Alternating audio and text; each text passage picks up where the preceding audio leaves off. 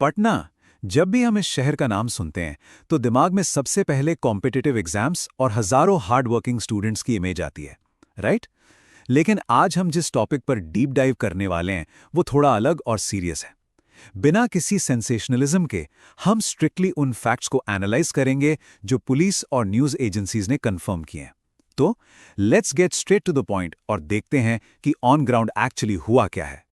News agency ANI के एक recent report के हिसाब से पटना के एक बहुत ही वेल नोन कोचिंग इंस्टीट्यूट के ठीक बाहर अचानक से फायरिंग की घटना हुई और ये वहां के पॉपुलर एजुकेटर खान सर का इंस्टीट्यूट है। इस अनएक्सपेक्टेड वायलेंस में एक सिक्योरिटी गार्ड इंजर्ड भी हुआ है। देखिए, किसी भी एजुकेशनल स्पेस में जहां इतने सारे स्टूडेंट्स अपना फ्यूचर बनाने आते हैं, वहां ऐसी घटना होना अपने आप में बहुत अलार्मिंग है।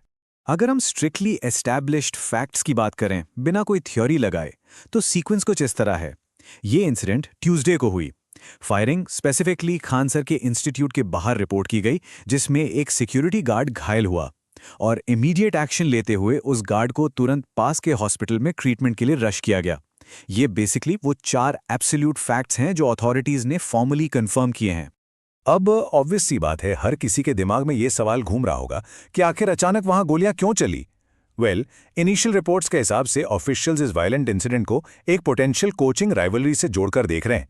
यहां पर ये वर्ड पोटेंशियल बहुत क्रूशियल है क्योंकि अभी तक कुछ भी लीगली प्रूव नहीं हुआ है। इन्वेस्टिगेटिंग एजेंसीज बेसिकली इस एंगल से अप्रोच कर रही हैं कि क्या सच में प्रोफेशनल कॉम्पिटिशन इतना एक्सट्रीम टर्न ले सकता है। तो आखिर इस एलिजेड राइवलरी का एग्जैक्ट मतलब निकल क्या रहा है? बेसिकली अथॉरिटीज ये सस्पेक्ट कर रही हैं कि शायद उस एरिया के लोकल कोचिंग इंस्टीट्यूट ऑपरेटर्स के बीच कोई कंपेटिटिव डिस्प्यूट या इंटरनल कॉन्फ्लिक्ट चल रहा हो। हमें पता है कि ऐसे एजुकेशन हब्स में कंपटीशन कितना इंटेंस होता है, पर फिर से याद रखने वाली बात यह है कि ये स्ट्रिक्टली एक सस्पेक्टेड थ्योरी है। हम बस उस एंगल को ब्रेक डाउन कर रहे हैं जो इन्वेस्टिगेशन में हाईलाइट किया गया है।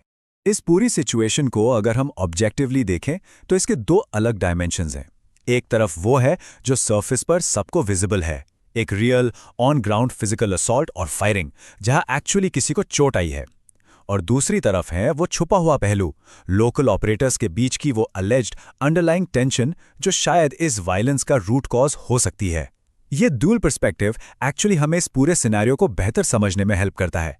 ऐसे किसी भी सेंसिटिव इंसिडेंट में सबसे ज्यादा मैटर करता है लॉ एनफोर्समेंट का रिएक्शन, और ऑफिशियल पुलिस इन्वेस्टिगेशन अब पूरी तरह से एक्टिव मोड में है।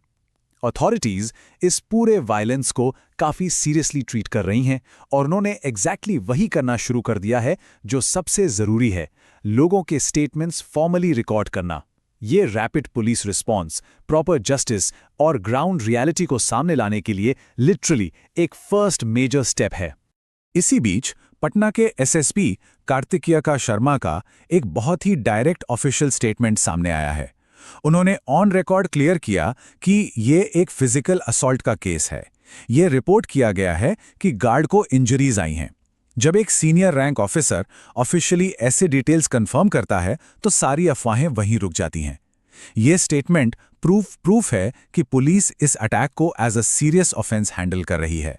और पुलिस करंटली ऑन ग्राउंड क्या एक्शन ले रही है, इस पर एसएसपी ने फर्दर ऐड किया कि इसलिए आगे की कार्रवाई गार्ड और लोकल लोगों के स्टेटमेंट्स रिकॉर्ड करके की जा रही है। इंजर्ड इंडिविजुअल का करंटली ट्रीटमेंट चल रहा है। मतलब इन्वेस्टिगेशन सिर्फ हवा में नहीं हो रही, गार्ड से लेकर वहां मौजूद आम लोगों तक सबके स्टेटमेंट्स मेटिकुलसली गैदर किए जा रहे हैं और उस सिक्योरिटी गार्ड की मेडिकल केयर डेफिनेटली अभी टॉप प्रायोरिटी पर चल रही है। तो चलिए इस पूरे इन्वेस्टिगेशन सीक्वेंस को एक बार स्टेप बाय स्टेप ट्रेस करते हैं।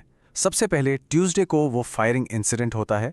उसके ठीक बाद फर्स्ट रिस्पॉन्स के तौर पर इंजर्ड गार्ड को मेडिकल हेल्प के लिए हॉस्पिटल रश किया जाता है और उसके बाद एडमिनिस्ट्रेशन इमीडिएटली एक्टिव होकर लोकल स्टेटमेंट्स रिकॉर्ड करना स्टार्ट कर देती है।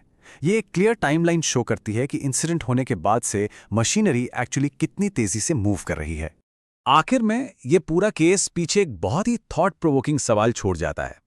ऐसे हाईली कॉम्पिटिटिव कोचिंग हब्स जहां प्रैक्टिकली देश का फ्यूचर हर रोज क्लासेस अटेंड करता है, वहां की सेफ्टी प्रोटोकॉल्स का क्या?